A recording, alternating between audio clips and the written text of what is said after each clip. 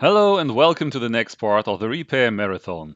Just to remind you, I got a box with 5 mainboards from Ulf from German DOS Reloaded.de forum, and I decided to use the opportunity to make a series of repair videos and show you some techniques which I am usually using. This is in no way a tutorial, but maybe more like an inspiration and a way to exchange some experience. So if you like how it is going so far, please don't forget to share your thoughts in the comments and maybe help me to make this channel slightly more popular. Now let's take a look on to the next mainboard from the box. I removed all the standoffs to get the mainboard flat on my workbench and to avoid bending and any accidental damage. This time there is no damage due to leaky battery, because this mainboard has a Dallas RTC module. This module contains a cell battery sealed inside, so a leakage is nearly impossible with it. Good for the mainboard, bad for the user, since the battery cannot be exchanged, and when it gets empty one day, the mainboard is not capable to keep BIOS settings and becomes unusable, since it will not even remember the hard drive settings which are needed to boot the operation system eventually. The model of the mainboard is 4386VC HD. It is made by FIC and seems already to be very well known to the UH19 project. Here you can already find multiple BIOS images, scan of the original manual, and a lot of pictures. Well, Ulf actually didn't say what is wrong with it, so let's give it a try and see what we will get. The mainboard posts. That's good. But just as I assumed, the battery is empty and has to be replaced. Unfortunately, the Dallas real-time clock module is soldered directly to the PCB, so it has to be desoldered first. This procedure was quite tedious on this mainboard since the PCB is quite thick. It is obviously well made and has multiple shielding layers inside, which absorb all the heat which you are trying to apply. Unfortunately, I was so concentrated trying to get the Dallas module from the board that I didn't realize that the camera went off. So unfortunately, I can't show you my struggles, but eventually I got it off the board and installed a socket to make the exchange of the module easier in the future. Unfortunately, due to the stress of heating up and down, a trace which was very close to the socket was solved from the surface of the PCB. It didn't break actually, but was just lifted, so I soldered a piece of wire on top of it again to enforce it. And to prevent it from ripping off in the future, I covered it again with some nail polish.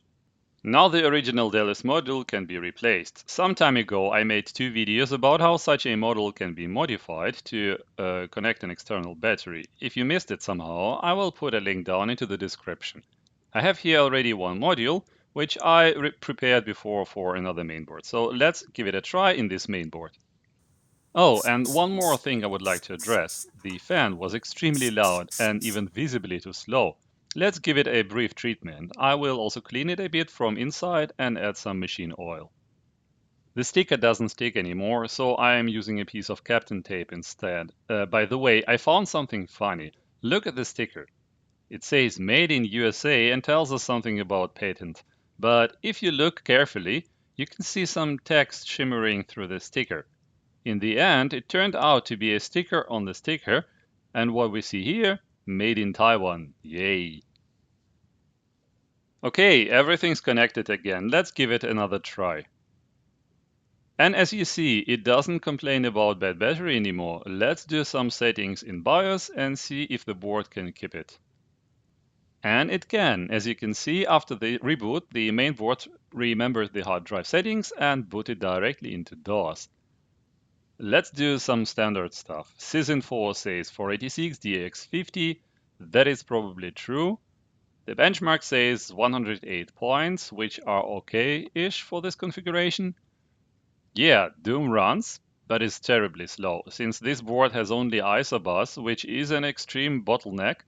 Even with the fastest ET4000 ISO graphics card, we are getting only about 12 frames per second. Definitely not playable. Anyway, this mainboard was actually working. It just needed the Dallas real-time clock module to be replaced. But it wasn't a big deal, despite that the desoldering was quite tedious here. Actually a sign for a good PCB quality. I think this was just semi-exciting, so let's take a look to the next mainboard. This is a mainboard from Biostar and is actually very interesting. It is a very late 486 mainboard with PCI slots and support for 3.3-volt CPUs. It is based on very fast UMC 8881F chipset. It is highly integrated and includes already all the I/O ports and disk controllers. Ulf sent me also some cache ICs, which seem to be from this board. At least they seem to be the same as the ones already installed. By the way, this board supports up to 512 kilobyte cache, therefore it has such wider, deep 32 sockets instead of the usual deep 28. If you have such sockets and you want to install 28-pin ICs, like in this case, you have to insert the chips at the end of the socket. It would be nice to have this board working, but Ulf told me that it was killed by a faulty PSU and it obviously already served as a donor for another board. This board misses at least the keyboard controller and the Dallas RTC module, which are both mandatory, so let's add some sockets and populate the gaps. Whoever desoldered the RTC module from the board obviously had some problems. Unfortunately, not all pads survived the operation well. For example, the pad 23 was completely ripped off from the back side. I am currently not sure if it is used at all because I can't see any traces going away. However, this is a multi-layer PCB and the traces can be hiding inside. Fortunately, it looks good from the other side, and as far as I can see, the tube inside has still enough body to make a good contact. Some holes seem still have a bit of solder inside and have to be cleaned. Let's install a socket. And a socket for the keyboard controller. Here previous desoldering went a lot better and all the pads are in wonderful condition. For the test, let's add the Dallas RTC module with the dead battery from the last mainboard. In regards of keyboard controller, as I told in my last video, they all are based on the original Intel's 8042 DIP40 IC, except of sometimes they are mostly interchangeable. I have here a set of such ICs which I collected over the time. Let's try one of them.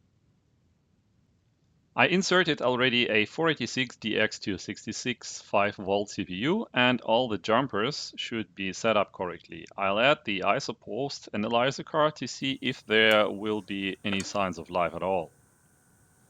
Aha, that makes hope. There are some codes running and the board responds with a long beep, which should mean memory error on Edward BIOS, which this board has. Let's add some memory. By the way, 72-pin memory modules exist as FPM and EDO RAM, and most of the 486 chipsets work only with FPM memory. Always pay attention to use the right modules. Some boards can even boot with EDO RAM, but are running unstable and producing very confusing errors. Aha, one long, three short is a missing graphics card, so the memory was detected. Let's connect a keyboard and give it a graphics card. I have currently this ISA card at hand, so let's try it first. And would you look at that? We have an image. It complains about a bad battery. Well, nothing we didn't know already. Does the keyboard work? Can I enter the BIOS? And I can indeed. Okay, now let's add the Compact Flash to IDE adapter with DOS and other software. I will also install a modified RTC module with attached external battery to be able to save BIOS settings. And last but not least, let's replace the ISA graphics card with something more appropriate like this PCI S3 Trio 64. The system still boots, that's nice. Unfortunately, after I made some settings in the BIOS, they were not saved and the mainboard complains about checksum errors. This is a sign of empty battery again. I don't know, maybe the RTC module is not okay. I will insert the one I used in the previous mainboard.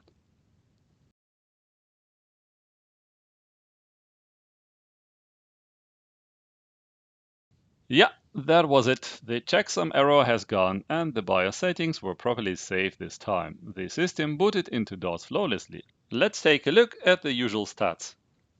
Sysinfo seems to detect everything right and shows 144 points in the benchmark, which are absolutely on point for a DX to 66 MHz CPU.